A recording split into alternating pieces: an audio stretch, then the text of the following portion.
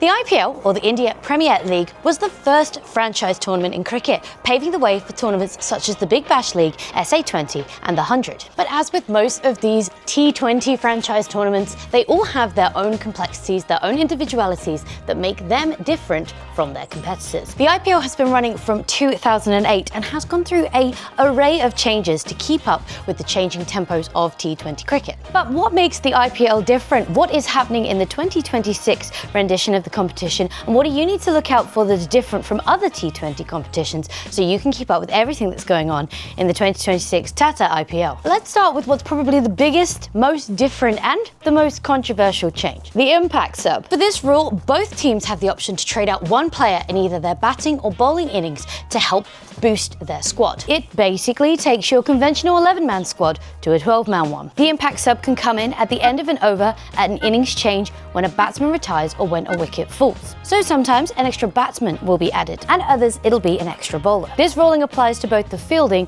and the batting team. The whole point of this is to make the game a little bit more competitive, giving each side a chance to boost their squad in a way that helps impact the game, hence impact sub. And note, this is not an injury sub.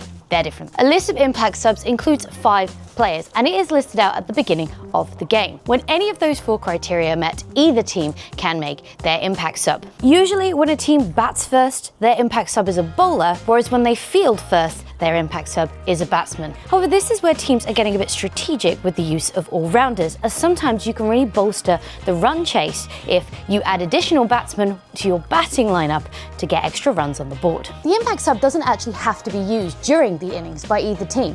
If they don't want to change their start 11, they don't have to. And now for the competition within the competition, the battle for the orange cap and the battle for the purple one. The orange cap is worn by the batsman who scores the most runs during the competition.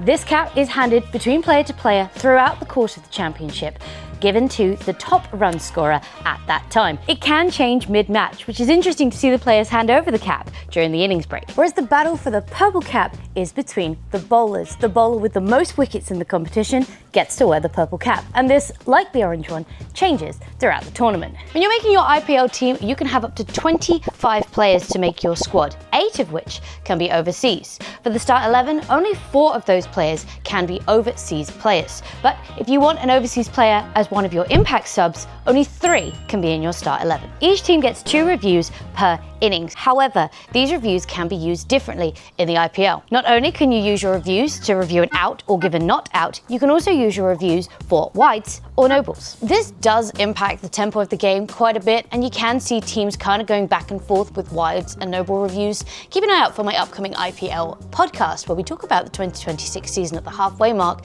and I'll share some thoughts on my opinion on that ruling. You'll also see the umpire's signal for a strategic timeout. Now that's not uncommon in T20 franchise cricket, but in the IPL we see 2 strategic timeouts per innings, one for the bowling side and one for the batting side. The bowling side can take their strategic timeout between the 6th and 9th over. The batting side can take their strategic timeout between the 13th and 16th. Both teams must take their strategic timeouts during both innings due to commercial rights. A fairly standard rule in white ball cricket now is that bowlers are allowed to deliver 2 bounces per over. Any more than that, and the remaining bounces are deemed as high wides. Most franchise cricket has a round-robin group stage to kick it off, and the IPL is no different. However, the way the IPL situates their group stages is a little bit different than usual. The 10 teams are split into 2 groups of 5, Group A and Group B. The teams in Group A will play the teams in Group B twice, and the teams in Group B, by proxy, will play the teams in Group A twice.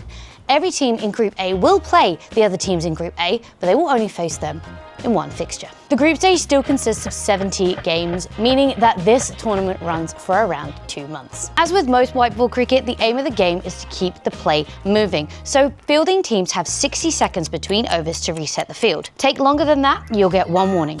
You get a second warning if you do it again, 3 strikes, and you give the other team 5 penalty runs. When the bowler starts running in, you best believe the wicketkeeper and fielders have to stay in their positions. Players making movement deemed unfair by the umpire while the bowler is running in will see the batting team get 5 penalty runs. Despite these quirks and changes to the rules, the IPL still aims to be a spectacular, bombastic franchise competition that keeps you on the edge of your seat. Hopefully with this video, you'll have an understanding now of a few of the nuanced rules and be ready for when you next see first ball.